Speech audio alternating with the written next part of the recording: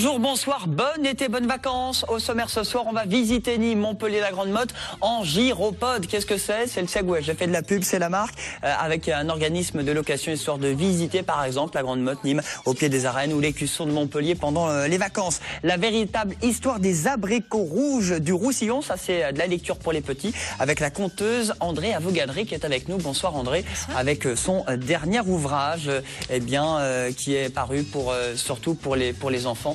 Bienvenue sur ce plateau André pour nous parler de tout ça. On va se faire une petite balade en Cata, direction la mer Méditerranée, soleil, farniente et apéro s'il vous plaît. Au choix, soit une balade pour la soirée, une balade tout au long de la journée au départ de la Grande Motte chaque semaine, et on verra quelques images dans un instant. Embarquement également immédiat pour découvrir la chronique, dans un instant chronique mer avec Marine Ostrom de l'agglomération de Montpellier, le concombre de mer. Vous verrez les images dans un instant, ça te passionne mon Nico?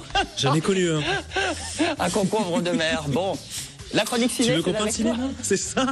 Alors il y a pas mal de films cette semaine. Il y a Paris à tout prix, ils étaient à Montpellier il y a quelques semaines. Pacific Rim, ça c'est un bon gros film de science-fiction. Un beau film d'animation, Aya de Yopougon. Et puis Juliette, l'histoire d'une fille de 25 ans, voilà, on en parlera. Et Franck Marcoux qui a plus de 25 ans mais qui a toujours la pêche. Super. Ça va? Ouais, Lancement de fou. Chronique Gypsy dans un instant. On va faire la tournée des concerts. Voilà, la tournée de tous les concerts de la région. Les Gypsy King, Nino Bayardo, Michel Cargol, El Chato, Los Niños de la Noche, et ce soir Manolo aussi. Et bien sûr mon invité, Ray Cargol, l'enfant sauvage de François Truffaut. Bonsoir Ray. Bonsoir. Un long métrage sur vous, dans un instant on va en parler justement. D'accord. Voilà pour le programme ce soir. Notre invité fil rouge ce soir pour parler du festival de poésie. C'est à 7 dans la petite Venise du Languedoc-Roussillon. Ça existe depuis 2010. Ça s'appelle les Voix vives de Méditerranée en Méditerranée. Du 19 au 27 juillet. 75 rendez-vous par jour entre les contes, les musiciens et les poètes. C'est Maïté Vallès-Bled qui est notre invité ce soir. Bonsoir Maïté. Bonsoir. Et bienvenue, merci d'avoir accepté notre invitation. Kezaki, est-ce que vous savez ce que c'est Kezaki? Alors, Kezaki, qu'est-ce que c'est? Eh ben c'est ça, regardez. Du 1er avril au 30 juillet, participez au grand jeu le Kezaki 2 avec TV Sud et LCM et gagnez une Opel Adam et plein d'autres lots. Des séjours à Port Aventura, des allers-retours pour la Corse avec la SNCM, des places de concert avec Sud Concert, des chèques cadeaux avec Cœur de Nîmes et des entrées pour les plus beaux sites touristiques du Gard. Pour jouer, rendez-vous sur www.kezaki2tvsud.com. C'est jusqu'au 30 juillet.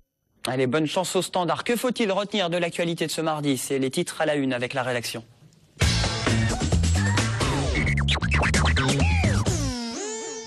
La rédaction, c'est elle-même, c'est Marlène Meg. Bonsoir Marlène. Bonsoir Julien, bonsoir. On parle de la plage, mais attention, oui, la plage et ses dangers à la une de l'actu. Il y a les piqûres de vivre, les coupures dues aux coquillages aiguisés, les morsures d'anémones dans les postes de secours. Les petits bobos sans conséquences sont soignés tous les jours en ce moment. Mais chaque année dans l'Hérault, entre 4 et 6 personnes se blessent à la tête et au cou les suites d'un plongeon mal calculé ou d'une mauvaise chute. Des accidents de baignade avec des conséquences parfois très graves. On y revient dans notre émission de 19h30, notre édition. Bien sûr. La période estivale qui bat donc son plein, et pendant que les uns se prélassent à la plage, les autres sont au travail. L'été, le tourisme génère 75 000 emplois, dont 30% de saisonniers en Languedoc-Roussillon. Vendeurs de beignets, plagistes, serveurs ou encore commis de cuisine, autant de salariés précaires au contrat pas toujours en règle. Aujourd'hui, la caravane de la CGT venait à la rencontre de ces travailleurs saisonniers. Et puis on reste dans l'été avec la saison qui n'est pas de tout repos au laboratoire départemental d'analyse dans le Gard. Notamment, l'organisme joue un rôle primordial en matière de sécurité alimentaire. C'est ici que sont par exemple testés les échantillons de nourriture collectés dans les paillotes et chez les glaciers. Un coup d'œil sur la météo, le temps estival pour ce mercredi. Alors, il fait encore une belle journée demain et sur une grande partie de la région, mais ça tourne à l'orage, notamment à Alès. Les températures restent élevées demain entre 19 et 21 degrés le matin et l'après-midi, on attend 29 degrés à Béziers, 31 à Montpellier et 33 à Nîmes. Attention, ça se dégrade d'ici la fin de la semaine. Bon, il faut qu'il fasse beau, surtout à 7 pour votre festival. C'est un festival en plein air. C'est un festival en extérieur, oui, absolument. Absolument, dans les rues, sur les places, dans les jardins, la poésie dans les lieux du quotidien. Marlène, à tout à l'heure. Elle se barre, elle. À tout à l'heure. Bon, les voix vives de Méditerranée en Méditerranée, 19 au 27 juillet. Avec nous, vous êtes la directrice du festival Maïté. Vous êtes également conservatrice des musées Paul Valéry, à 7. Oui. Avec d'ailleurs une expo à voir en ce moment, j'ai vu jusqu'au 27 octobre, les impressionnistes du 19e siècle, la collection Namad. Oui, qui est une collection extraordinaire, une des plus grandes collections du monde, dont nous présentons une sélection réunissant les artistes qui ont construit au XIXe siècle la modernité, c'est-à-dire tous les audacieux du XIXe, les pré-impressionnistes, les impressionnistes et les post-impressionnistes avec les Nabi, Toulouse-Lautrec, Bonnard, etc. Et là, les poètes qui seront là, les contes, les conteurs et les musiciens, c'est un petit peu tout ce qui fait la force de votre festival, qui est assez récent depuis 2010 à Sète. Alors oui, il était ailleurs avant et la même équipe se retrouve à Sète depuis 4 ans.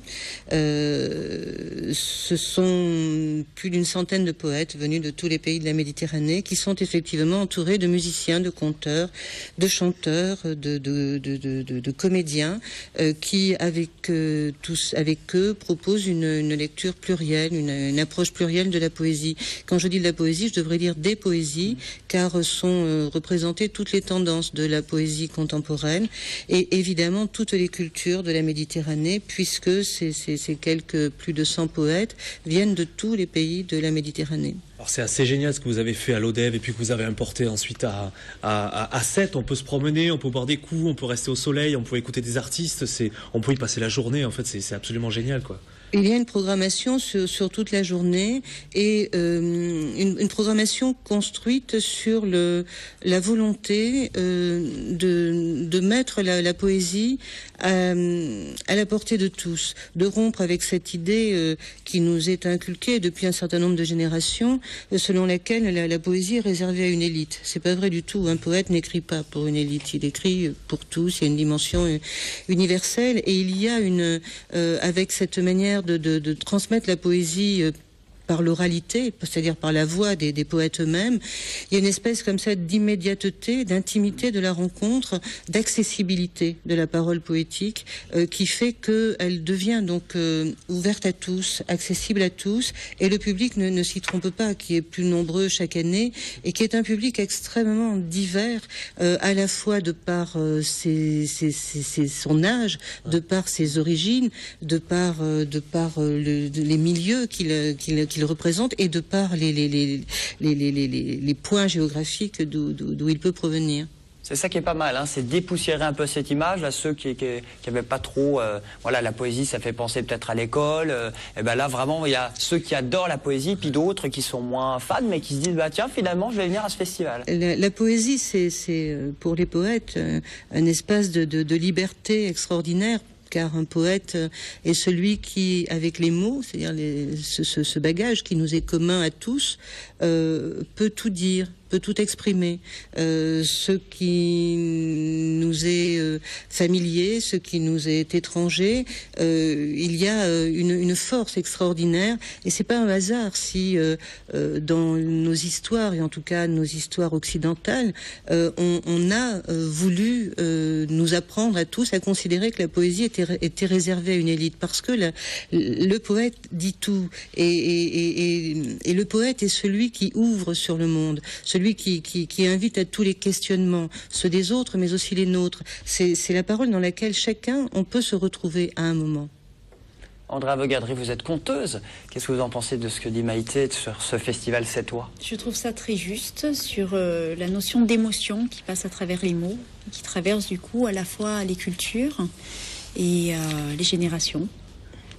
L'émotion et aussi d'authenticité. C'est important. Nous vivons dans un monde qui se préoccupe peu de l'authentique, du fond des choses, du sens des choses. Et la parole poétique est celle qui ramène à la vérité des choses. Vous disiez, il écrit pour tout le monde, mais je crois qu'il écrit aussi pour lui, parce qu'il écrit ce qu'il a au fond de lui. Il ne peut pas ne pas l'écrire. Donc c'est vraiment quelque chose qui sort comme ça de très profond, quoi. Oui, mais il y a toujours cette dimension, vous savez, chez tout créateur, il y a cette dimension de transmission. Sans doute, quelques créateurs, quels qu'ils soient, dans quelques domaines que ce soit, ont-ils parfois créé dans le secret le plus absolu. Mais enfin, c'est quand même pas la chose la plus répandue du monde. Il y a cette notion de transmission, ce besoin de transmission, d'échange qui est nécessaire autant à celui qui crée, qu'il s'agisse d'un poète ou d'un artiste, qu'à celui qui reçoit, car que serait une société s'il n'y avait pas la parole des créateurs, des artistes? Alors, ce qui est très sympathique à Maïté, c'est que vous exportez votre festival. Il est à Sète, on le sait, depuis 2010, mais cette année au Maroc, à Gênes et en Espagne. Oui, alors depuis bien des années, on est sollicité pour organiser dans d'autres pays de la Méditerranée et même au-delà une édition du festival. Il fallait construire les choses, il fallait les rendre possibles. On sait bien que les difficultés premières aujourd'hui sont des difficultés économiques. On sait bien que la culture n'est certainement pas ce qui fédère le mieux, le plus les financeurs possibles. En plus, les pays avec lesquels nous avons travaillé cette année, que sont l'Espagne ou l'Italie, ne figurent pas parmi les plus riches de l'Europe, bien au contraire. On connaît les situations difficiles. Le troisième pays, le Maroc, il y avait là une vraie volonté des institutions. Ça a été sans doute l'édition la plus facile des trois éditions à l'extérieur. Donc, une demande qui existe depuis longtemps, depuis plusieurs années, et que nous essayons de construire donc à partir de cette année en fonction des possibilités. Si tout avait été possible, nous aurions eu une dizaine d'éditions cette année. Mais bon, nous sommes contentés de trois que nous arrivons à faire aboutir. 2 d'entre elles ont déjà eu lieu au mois de mai au Maroc et au mois de juin à Gênes. Et début septembre, donc, nous serons à Tolède. En Espagne et à Sète, ça commence le 19 jusqu'au 27 juillet. Franck Marcoux, qu'est-ce que ça vous inspire tout ça? Moi, je dis que c'est très très bon pour l'avenir, pour les jeunes, les histoires de la poésie, parce que les SMS, les jeunes qui écrivent un SMS, MDR, lol, les mots écrits à moitié, ça réapprend à la jeunesse à reparler le français, le vrai français. C'est faut amener tous les jeunes à venir voir la poésie, à venir écouter, parce que c'est sur Internet, sur Facebook, de partout, ça écrit n'importe comment, on comprend la moitié des mots. Même moi, pourtant, je vais sur Facebook et je comprends rien du tout à ce qu'ils écrivent. Allô, quoi, c'est la chronique réseaux sociaux. Hein. C'est vrai, non? Oui, mais enfin, évidemment, je partage votre analyse, parce que, encore une fois, on est dans un monde de la consommation, y compris dans l'usage des mots, dans le recours à la parole. On fabrique un vocabulaire pour écrire des textos, et on dit même pas textos, on dit SMS, enfin bon, et on oublie, on s'engage dans un formel, et on oublie encore une fois que tout ce qui passe par les mots, c'est-à-dire par la pensée construite, formulée, relève d'un sens, d'idées, de vision de l'esprit, de choses à défendre, et c'est ça, je crois vers quoi il va être à un moment extrêmement urgent de retourner. Moi, souvent, j'envoie des SMS, des textos. Des textos, même pas sur Facebook, des messages en privé. Je dis à mes cousins, enfin à tous qui font du gypsy, arrêtez d'écrire n'importe comment, parce que votre communication pour amener les gens dans les restaurants, pour qu'ils viennent vous voir dans les concerts, dès que c'est mal écrit, c'est le gitan du coin, c'est le gitan qui n'est pas allé à l'école, pourquoi on va aller le voir? Ils ne viennent pas, les gens. Donc les gitans, pas de MDR, pas de LOL, s'il vous plaît. Non, mais c'est très important, la communication. Vous savez, je crois que c'est un phénomène interculturel. Hein, mais déjà que nous, on a un gros souci. Les gens, souvent, on va dire le français, le gitan, et bon, bref, souvent, on doit être à 200%. Que quelqu'un qu'on va dire qui est français, qui n'est pas gitan et tout, lui s'il est à 80%, ça va bien. Et si nous on a 150%, on n'est pas français, nous. Eh ben ça va pas. On n'est pas français? Si, non mais ce que je vais expliquer, notre communauté, tout ça. Et c'est très très bon les spectacles de poésie. C'est même pour nous, pour écrire des chansons, on cueille des mots, des phrases, ça nous amène plus d'inspiration. Bon bah Franck, je vais te laisser discuter avec Maïté pendant la pub. Non, c'est bien, c'est intéressant. C'est un message que je passe à travers la télé, parce qu'il y en a qui regardent à la télévision ce soir. On est à la télé? Et voilà. Et au moins ils entendent ce que je dis. Julien, on est à la télé? Il paraît qu'on est à la télé. Bon, on continue avec la chronique ciné. Les aléas du direct, ça continue avec les sorties ciné à voir ce mercredi.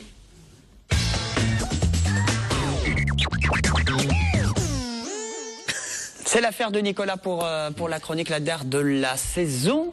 C'est ça. Avec de l'action. Ouais, un film de la américain. poésie. Un bon gros film de science-fiction dans la lignée des Transformers. Bon, de la poésie à leur façon, quoi. Le 4e, d'ailleurs, Transformers, sortira en 2014. Là, ça s'appelle Pacific Rim, Julien. La guerre est déclarée entre les kaijus, les méchants qui ont fait des millions de victimes et qui surgissent de l'océan sans prévenir. C'est très poétique, hein. Ouais, c'est très poétique, ouais. Et pour les combattre, les hommes ont créé les Jaegers. Je lis parce que voilà. C'est des gros robots qui vont essayer de les combattre. C'est contrôlé par des pilotes qui communiquent par télépathie. Fallait l'inventer, par télépathie, les types. Et on suit l'histoire de 2 de ces pilotes. Un retraité au bout du rouleau et une jeune femme qui débute un peu à la, comment s'appelait ce film? L'Arme Fatale. Voilà, c'est ça. C'est un peu ça. Réalisé par Guillermo del Toro, à qui l'on doit Hellboy ou le Hobbit. C'est à voir cette semaine, Julien. Sinon, on a une comédie, Paris à tout prix. Voilà, l'équipe était à Montpellier il y a quelques semaines. C'est avec Shirley Bousquet et Cécile Cassel. L'histoire est plutôt drôle. C'est l'histoire de Maya, d'origine marocaine, qui vit à Paris, qui travaille dans une maison de stylisme. Et un jour, elle s'apprête à décrocher après un stage un premier CDI. Elle attend tranquillement dans son bureau de stagiaire. Elle pense voir arriver le patron, et en fait pas du tout. C'est les policiers qui arrivent pour lui signifier que son contrat de séjour, qui était de 20 ans, est terminé. Donc, il y a un charter qui l'attend dehors, direction le Maroc. Elle se retrouve avec sa famille qu'elle avait tenté d'oublier. C'est un très bon film, une très bonne comédie qu'on a vu en avant-première donc à Montpellier, choc des cultures évidemment, et finalement elle va se rabibocher un peu avec sa famille, réalisé par Kem Kareshi. C'est son premier film et elle joue aussi le premier rôle. Autre sortie, ça s'appelle Juliette. Ouais, on en parle rapidement, c'est l'histoire d'une jeune fille de 25 ans, l'âge où on découvre vraiment sa sexualité, où on décroche un premier boulot, où on vit les premières emmerdes, les premiers impôts. Ça c'est vraiment déclencheur, les premiers impôts. Donc Juliette, elle vit tout ça, les premiers papiers, on comprend rien, elle reçoit des trucs, elle sait même pas ce qu'il faut remplir. La première fois aussi, on met un bulletin de vote sans le mettre au hasard. C'est à 25 ans aussi, il faut le savoir. Ça valait bien un film, et Juliette, ça sort cette semaine au cinéma. On termine par un film d'action, un film d'animation, pardon. Oui, un film d'animation, mais il y a pas mal d'action aussi. La fin des années 70 en Côte d'Ivoire, à Yopougon, un quartier populaire d'Abidjan, et c'est là que vit Aya, 19 ans, une jeune fille très sérieuse qui va à l'école, qui étudie, qu'elle préfère étudier d'ailleurs au lieu de sortir avec ses copines. Elle a 2 copines qui s'appellent Adjoa et Bintou, sauf qu'un jour l'une d'entre elles tombe enceinte et ça va la faire travailler à Aya, 19 ans. Elle va se mettre à réfléchir sur le sens de la vie. À l'origine, c'est une BD en 6 volumes traduite en 15 langues à travers le monde. C'est un film événement et ça sort cette semaine. Aya de Yopougon, Julien. Merci beaucoup Nicolas. Avec plaisir. Un conte pour les enfants, il est sorti il y a combien de temps? Alors il est sorti au mois de mai, voilà, fin mai. Et voilà, donc c'est le 2e de la collection. J'étais venue pour vous présenter Polo Tipolo ou la véritable histoire de l'oignon doux des Cévennes. Voilà, l'oignon des Cévennes dans le cadre aussi de la fête au Vigan. Voilà, chaque année. On s'était vu à la foire d'ailleurs, et qui était une catastrophe cette année avec le vent, vous vous souvenez? Elle met bien en valeur son événement. Non, mais vous vous souvenez, on avait eu un vent pas possible. Il y a beaucoup de vent. Voilà. Et là, c'est Paco et Alena ou la véritable histoire des abricots rouges du Roussillon. Alors, les abricots du Roussillon sont rouges déjà. Au moins, on a déjà une info. Hein. Voilà. Ils sont plus petits, ils sont rouges et ils sont légèrement tachetés. Alors, André, vous êtes la conteuse. Le dessinateur s'appelle Joël Cimarron. Joël Cimarron, qui habite Perpignan, qui est quelqu'un qui est vraiment spécialisé dans le conte. Il a illustré énormément de contes. Et donc l'éditeur, Olivier Fabregoul, m'a demandé pour ce 2e conte de m'imprégner de l'univers de Joël Cimarron pour écrire ce conte. Et donc je rejoins complètement ce que vous disiez. Il y a une vraie volonté de transmission à travers cette collection et de sens. C'est-à-dire que l'enfant, quand il lit, il ne se rend pas compte, mais en fait, il apprend plein de choses qui sont vraies, sous un aspect fantastique, ou voilà, il croit partir dans un monde un peu irréel, mais beaucoup de choses sont vraies, quoi. L'histoire de Paco et Alena. Alena, par exemple, c'est un petit clin d'œil à l'un des abricots rouges du Roussillon qui s'appelle le Helena. Et c'est aux éditions Esprit Média. Esprit Média à Nîmes. Bon, bah c'est très bien. Et puis ça peut permettre aux parents de lire avant le dodo, là. Oui, alors je me rends compte qu'en fait, ce sont les parents et les grands-parents qui sont friands en fait de ces livres. Et je vois le premier, par exemple, il est parti dans le monde entier. J'ai des gens qui m'envoient des messages en me disant, je l'ai envoyé à mon petit-fils en Nouvelle-Calédonie, qui me dit que c'est parti au Canada. Donc c'est une façon de transmettre. Pour les gens qui sont partis, vous voyez, dont les enfants sont partis, eh bien, ils transmettent leurs racines comme ça, un petit peu partout en France. Et on se vend partout en France. Et ça fait un petit coup de pub aux abricots de chez nous, du Roussillon, produit Sud de France. J'ai vu qu'il y a un petit logo Sud de France aussi. Oui, vous nous avons Ils sont 3 bons, partenaires. Il y a la région, il y a Sud de France, il y a André Avogadré au milieu. Non, il y a Sud de France. D'abord, il y a Esprit Média, l'éditeur. Il y a Sud de France. Il y a le syndicat de défense des abricots rouges du Roussillon, qui quand même, qu'il faut souligner, parce qu'en fait, ce sont des gens qui se battent pour faire reconnaître, pour essayer d'obtenir le AOP ou le AOC. AOP, voilà. Et ensuite, il y a le Conseil général des PO, bien sûr, qui est aussi notre partenaire. Voilà. Et bien sûr, Joël Simaron, l'illustrateur. Bon, on peut l'acheter partout, on peut le commander sur Internet. Partout. Dédicace bientôt pour vous ou vacances? Alors, dédicace... Ou RTT, c'est repos forcé pour vous, hein? Pour moi, c'est repos forcé. Malheureusement, j'ai été obligée de décliner plusieurs dédicaces. Voilà. Donc là, on va attendre que ça aille mieux. Bah, vous reviendrez? Ben oui, avec ce bras, comment voulez-vous signer? Ah, c'est pas possible. Ah ben voilà. J'ai envisagé un petit tampon, mais ça plaît pas. Ah oui, non, vous êtes droitière en plus, je suis non? droitière, voilà. Bon, Voilà, reposez-vous bien, bel été. Puis n'hésitez pas, rien n'empêche de lire tous ces contes pour les enfants sur les abricots. Je peux faire des lectures, oui. Rouges du Roussillon. Merci beaucoup, Merci Maïté. beaucoup. Vous restez avec nous, les amis, également. La tournée Gypsy. Que faire dans la région? Réponse après la pause et la pub que voici.